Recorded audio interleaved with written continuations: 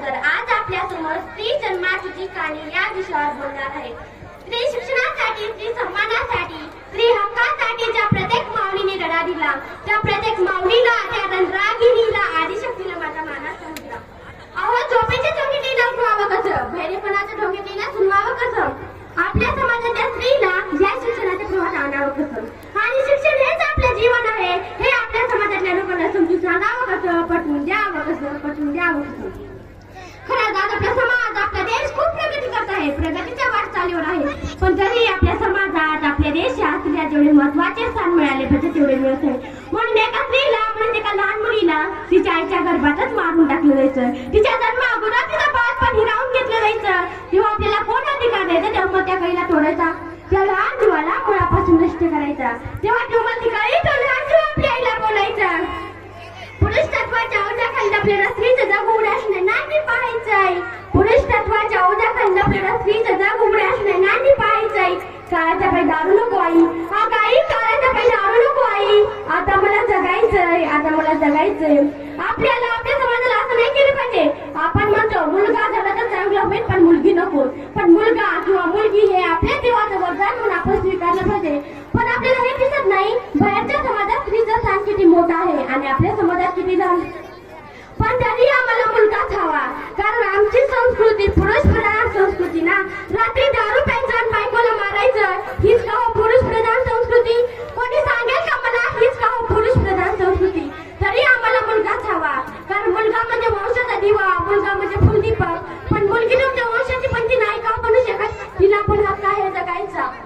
मुलगा एकाच घरचा दिवा, पण मुलगी सासर आणि माहेर हे दोन्ही घरे तेवत ठेवणारी एकदम दक्षिण जोड आहे, विसरू नका. लक्षात ठेवा, फुल ना रहे धरती पर तो फल कहां से आएंगे. जर मुलीच नाही राहिल्या धरतीवर तर तुम्ही मुलं कुठून आणणार, तुमच्या वंशाचा दिवा कुठून पैदा करणार. फुल ना रहे धरती पर तो फल कहां से आएंगे. अंश काट कर तुम अपना वंश कहां से बनाओगे, अंश काट कर तुम अपना वंश कहां से बनाओगे. खरंच आज आपल्या समाजातल्या स्त्रीला फक्त शिकवलं नाही पाहिजे, तिला घडवलं पाहिजे, तिच्यावर होणारा अन्याय तिचा पूर्णपणे थांबवला पाहिजे.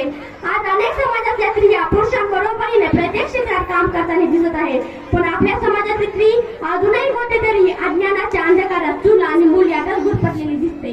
तिला त्याच्यातून बाहेर काढलं पाहिजे, तिच्या हातात ज्ञानाची ज्योत दिली पाहिजे. तसं आपला समाज, आपला देश खऱ्या अर्थाने शिक्षित व प्रशिक्षित होते.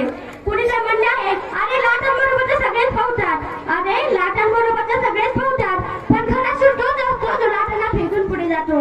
पण खरा सूर तोच असतो जो लाटांना फेकून पुढे जातो. तशाच काहीतरी आपल्या आजच्या समाजातल्या स्त्री आहे, पण या जगाची रीत अशी, या जगात कोणी चांगलं केलं, ऐका हा, या जगात कोणी चांगलं केलं तरी सगळे लोक त्याला पुढे नावं ठेवतात, याची जागा शोधतात, आणि वाईट केलं तरी नावं शोधतात. मग अशा या जगामुळे IPS विश्वास नावे पटेल सर म्हणतात, हे जग फार विचित्र, या जगाकडे लक्ष देऊ नका. हे नेहमी पुढे जाणारं जळतं आणि मागे राहणाऱ्याची थट्टा करतं. हे नेहमी पुढे जाणारं जळतं आणि मागे राहणाऱ्याची थट्टा करतं. तसंच काहीतरी आपल्या समाजातल्या स्त्रियांच्या बाबत आहे. आपल्या समाजात चूक कोणाची का असना, दोष मात्र स्त्रीला दिला जातो.